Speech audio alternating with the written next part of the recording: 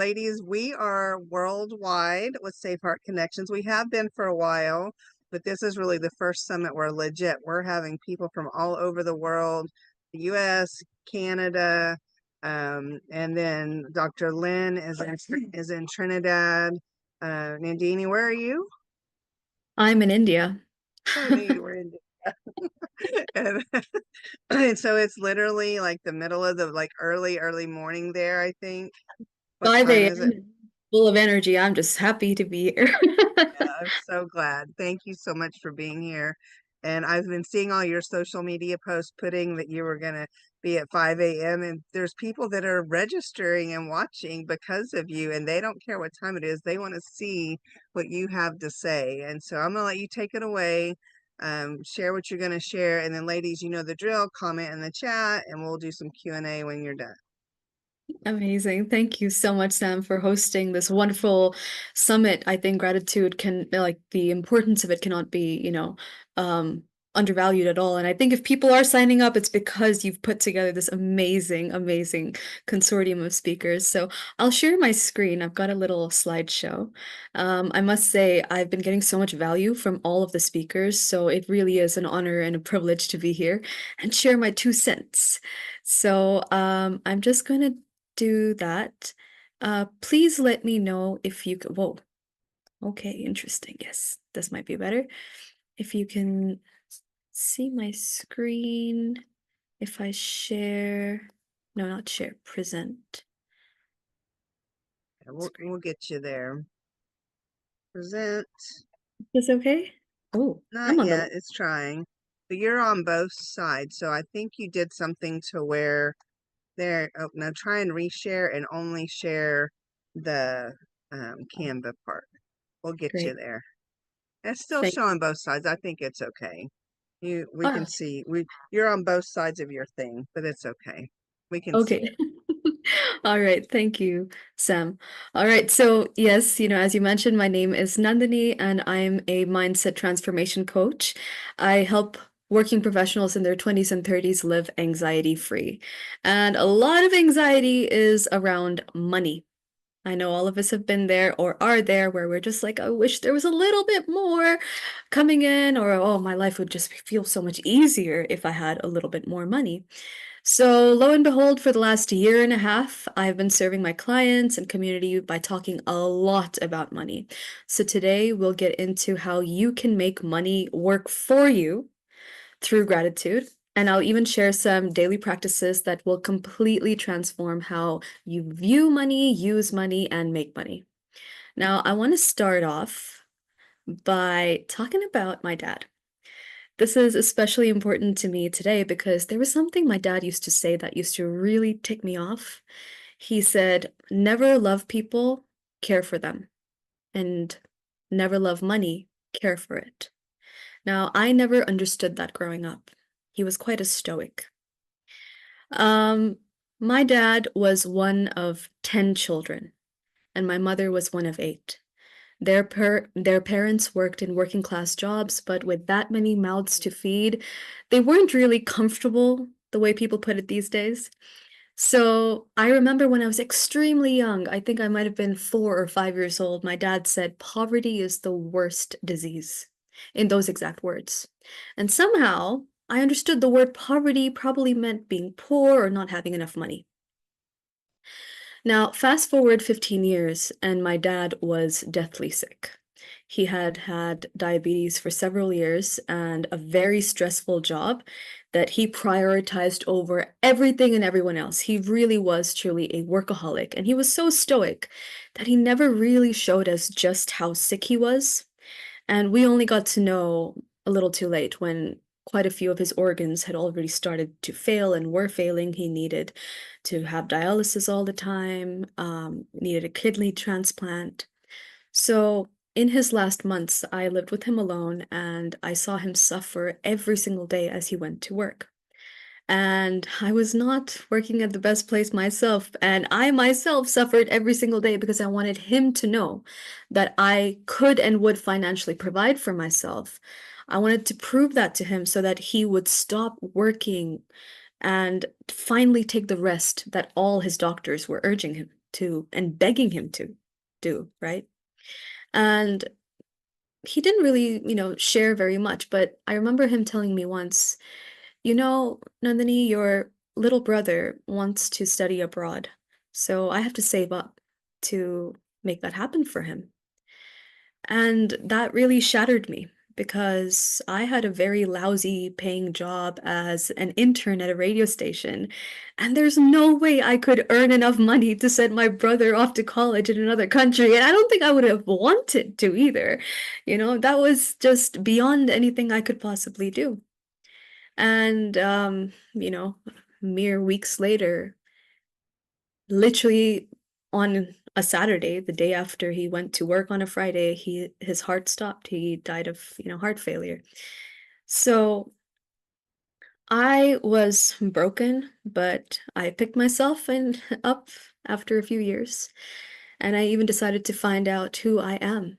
And in the process, sure, I earned a little bit of good money here and there. I also took some voluntary jobs that paid me nothing. But I'd come from a very tough childhood, and I'd been suffering from depression, anxiety, and insomnia for several years. I also had lots of skin inflammation and issues in my joints. And I must say, worst of all, I didn't learn the lesson of my dad's story.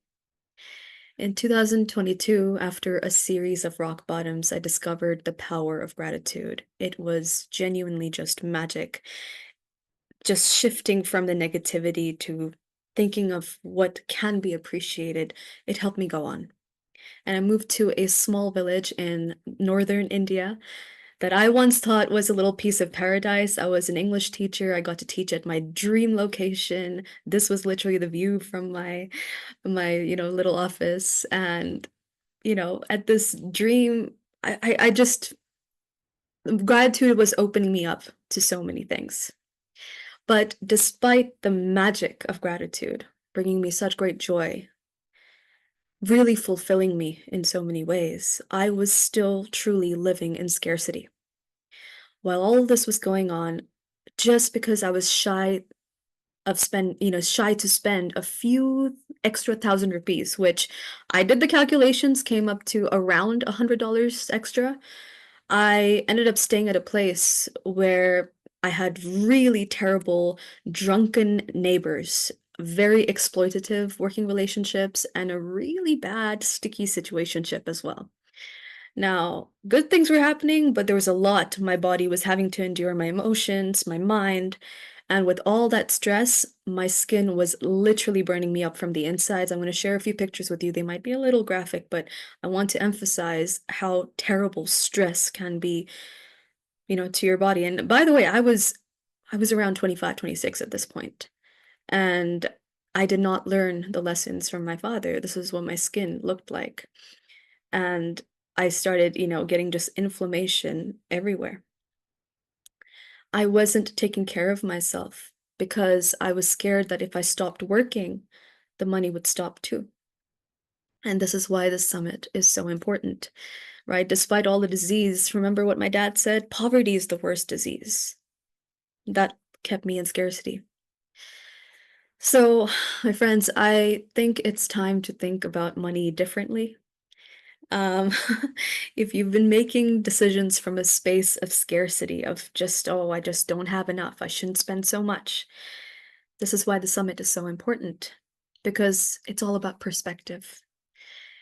This perspective of gratitude is a perspective of love. It's about being enough, of appreciation, of care, of wholeness, of wholeheartedness. And just right now, as you're watching this, I want you to take a deep breath in and really just feel where you're sitting in the space. If you want to move your body a little to make yourself feel at ease, and just take a little look around the room you're in. As you look around, rest your eyes on an object that makes you smile, that brings you joy. Okay, just take a tender look at that. And now think about how money touches that object, right? Money touches it in some way. There is no doubt about it. For example, I'll give you an example. Here's my diary. inside it, I have these little flowers that I've pressed. Now, literally 2 days ago, I went for a little walk and, um, found these flowers. Somebody must have plucked them, and they were just lying there on the ground, and I grabbed them, and I put them in this diary, and here I am preserving them. Now, you might think that, well, the flowers were for free, but the shoes I wore to go for the walk cost money. This diary that I'm pressing these flowers in to make them last longer, preserve them, does cost me money too, right? So money, well, before I carry on, I have something to share with you. This might sound a little unexpected for someone who is sort of a money coach for young people, but I am actually an anti-capitalist. I actually do not think money is the most important thing in the world. And if you're anything like me, if you're a heart-centered person, you may have a bit of a love, hate, blame relationship with money, but if you don't, that's great. So I don't think money is the most important or the most valuable thing in the world, but money does touch anything and everything that is of value, that is of importance, whether it's your health, your relationships. There's nothing you can mention that wouldn't be made better with some money because money is energy. It really is. It it what it does is it amplifies who you are. It empowers you to make choices that you would make were money not a factor. So this is something I actually got from Suzanne Evans, who's an amazing speaking coach. Now, once again, I want you to just close your eyes for a second and think of someone you really, really love. Just bring their face in your mind. Think of them smiling. Think of a moment that you spent with them, with great joy, a moment where they were supportive of you, encouraging of you. Okay? And now I want you to think about some of the negative feelings you might feel with money. Can you imagine how your most favorite person, your this dear soul would feel if you told them they were not enough? If you blamed them for the problems in your life? If you said that they were stopping you from all that you desire? So now as you open your eyes, you realize that's not a good feeling. But that might be the feeling that you generate when you think about money, right? Some aspects of that are there. Now, the biggest the biggest mindset shift that has been proven time and time again with my clients, with my friends even, is to start thinking of money as a friend, as a supporter of you. Because we know that money is energy, money amplifies, it helps you do things. It brings out aspects of you, right? Money never ever suppresses you. So, before going straight to gratitude, I think it might be important to make some amends, right, to money if you're thinking about it as a friend. So, I want you to think, if you guys have ever heard of the Hawaiian miraculous prayer, which is the Ho'oponopono prayer, right? It's Hawaiian healing prayer. It was made popular by Morna Simona and Dr. Hugh Len. Very, very powerful. And the words of the prayer, they're very short lines, 4 lines. I'm sorry, please forgive me, thank you, and I love you. Just like you would with any friend or any person that you want to have a good relationship with, that you might have blamed at some point in your life, that you might have unfairly pointed fingers and said, you put me down, you don't allow me to be who I am. You've always stopped me from getting what I want. I think it's time to first say, I'm sorry, right? Next, say, please forgive me. Then, thank you. And then, I love you. And we can do this right now just for a few minutes. But I would also encourage you to take these words and perhaps write a letter to money. If you've done this exercise before, that's great.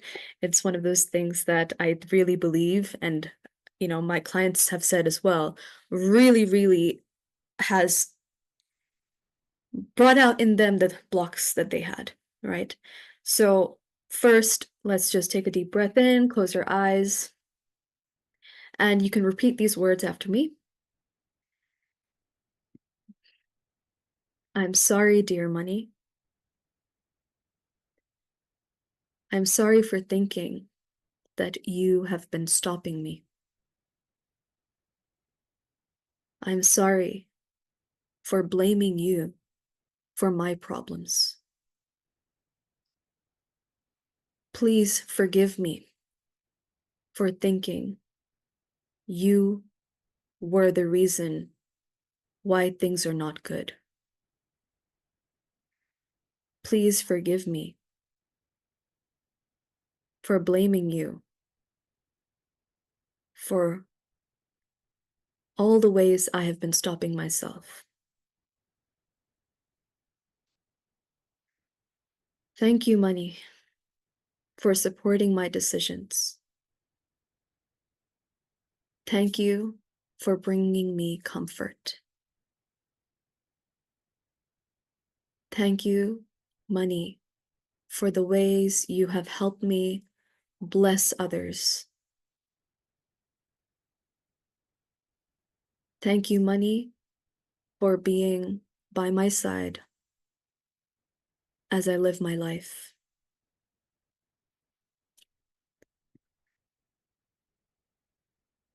And I love you, dear money, for all the joyous things I have. Thank you, and I love you.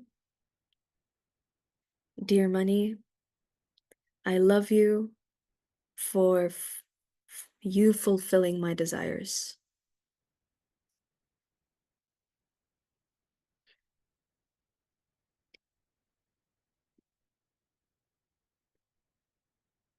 So once again, dear money, I'm sorry. Please forgive me. Thank you, and I love you. And I thank you all for listening to me.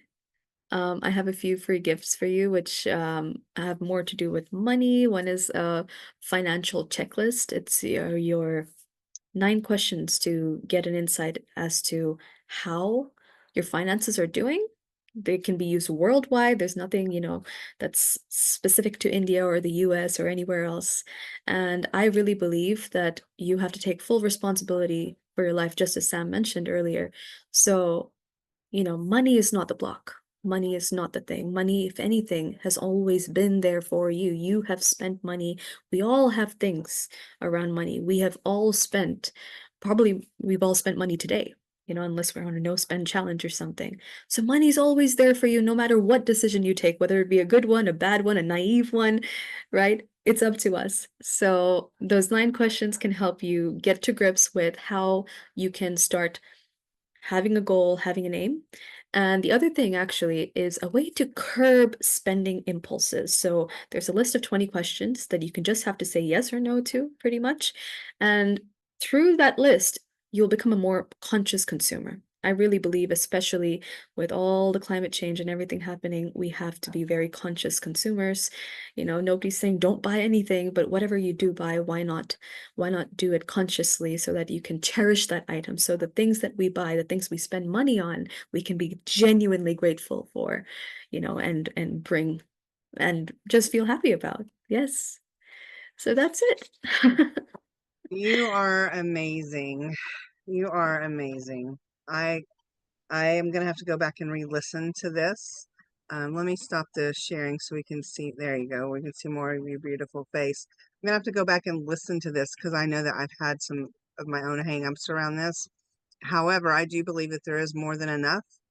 Mhm. And so this has been a hard season, or not hard, it's been a different kind of season for us. My husband lost his job in May of last year, and he's been starting a business, and he's been very, very responsible, like with money coming in and managing things, and we have not gone without at all, which is a big blessing.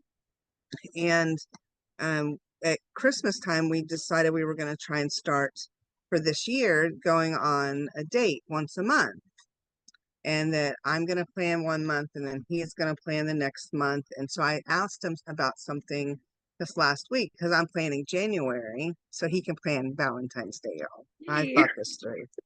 And but I said, what if this thing, would you enjoy this thing? It's a spa near us, and you can go, and there's hot tub and saunas, and they have lounge chairs and all the things. And he's like, yeah, how much is that going to cost? And I told him, he goes, we don't have that kind of money. And I said, yes, we do. Like, take that back. Because yes, we do. Yes, we do. And so what do you, when if somebody has been so ingrained their whole life to think that there's not enough? Mhm. I love the visualization, the prayer that you had us do. I don't know if that's the one. Is that the one that you said is like famous that I've just never heard of before? Is that something of yours? Well, the four key phrases are "I'm sorry," "Please forgive me," "Thank you," and "I love you," and that's called it. It's a long name. It's called Ho'oponopono, which is a Hawaiian prayer which has like countless evidence of miracles happening with that. Yeah, Well, but I just think the I may words are snip just that part of you and listen to it every night before I go to bed or something. But do you have a tip or thought for somebody that may be listening that's looking for something like just do something like that, or do you have another tip to help reframe um, that there is more than enough? Yeah, so actually, being a mindset coach, I think a lot of our beliefs around money come from childhood and obviously come from our experiences. But it's so easy to be in that perspective of lack when that is what we're used to. Just as you mentioned with, your husband, getting to realize, actually, no, I do have money. But greater than the money I have fear of what would happen if I spent money. So one of the best tips I myself have received over the last year in 2024 was complete the sentence. If you say like, oh, I couldn't possibly have that, and you realize, no, I do, but but then what? So complete the sentence. I don't want to spend this money because I'm afraid that if I spend money on this, what will happen? Like really complete the sentence because that might show you and it might help you listen to yourself and know what is actually blocking you. It may not actually be something around money, but some other fear that you might have to work on, some other scarcity, some wounds, some childhood experience, something like that. And then just to assure yourself, just before me, I'm so sorry, I don't know the pronunciation, Corinne. Cor- yeah, Corinne, you got it. yeah, okay. Corinne talked about authenticity, right? So, being connected to ourselves to know, you know what? I wouldn't become a reckless person if I spent $200 on a weekend. Like that's something I'm consciously choosing. So, getting to know ourselves and also completing the thought, I think is one of the most simple, powerful ways to also just that fear can sometimes just be alleviated by knowing what we're fearful about, I think. Yeah, that's so true. When you name it, when you give it a name, and then one of the things that I like to do is, what's the worst case? Yeah, What I yeah, mean, what would happen if, right? yeah. And so it's kind of like you're complete the sentence, Mhm. right? Ab Wow, this has been so good. And I love that you're working with younger people for this so that they don't end up in their beautiful 50s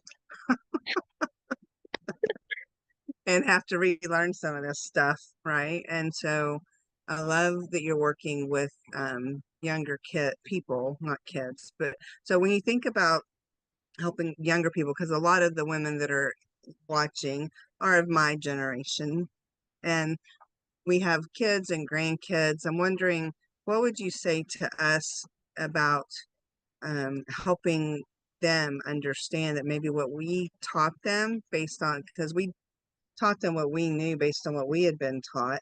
What Yeah. is a simple way to kind of maybe shift that for them, or to encourage them to learn that maybe what we did was not intentionally wrong, right? But Mhm. maybe there's a new way to think about Wow, I've actually never really thought to consider that question, but I think the one thing that really holds true for me is when if I was to see a person like my mother's generation start to intentionally make a shift and be accepting, I think that would really, really helped me because a lot of the fears that I have and my clients have came from what we saw the generation before us go through. So, Mm, all the lessons that you've learned, you've tried to instill in us. But as we carry on through life, our life is in 2005 and the circumstances are so different and our mindset is different. Like even the atmosphere, the air, the water quality, everything's different. So, maybe just having open conversations about money would be a great place to yeah, start without any judgment. You no know, with judgment. Yes. just an open-hearted conversation about, "Hey, look, let's just talk about money." Yeah, I love Yeah. that. And so I think of in my life, I always told my kids, there's more than enough. What you think about, you get more of. And I was saying all the right things, but when you looked at my life, I was not acting as if I believed that. And Mhm. so this has been a good reminder that our mindset touches every part of our life, Yes. right? And so I'm so thankful that you are here with us and you're part of this summit. And I can't wait to make sure we spread the word for you and help you get connected more in our community. And so I think so is it Nandini? It's actually Nandani, so it's like Nandini. perfect. Nandini. So I Yeah. Nandini, because I said Nandini. I can do this. I can do this. Nandini. And Yeah. I'm so glad you're here. And ladies, reach out to her through her. Yeah. Oh, I saw your hug. The hugs. Hug. I also want to say I'm so thankful for what you said. It's kind of inspired me. What I'll do is in the group, the Safe Hearted Connections group, I'll drop a link to like a properly audio filed Ho'oponopono prayer on money. Yes. Um, it could be like 10 to 15 minutes. Yeah. I'll do that. Do the drop down and choose affirmations. I think is what we have. Okay. Either affirmations or meditations.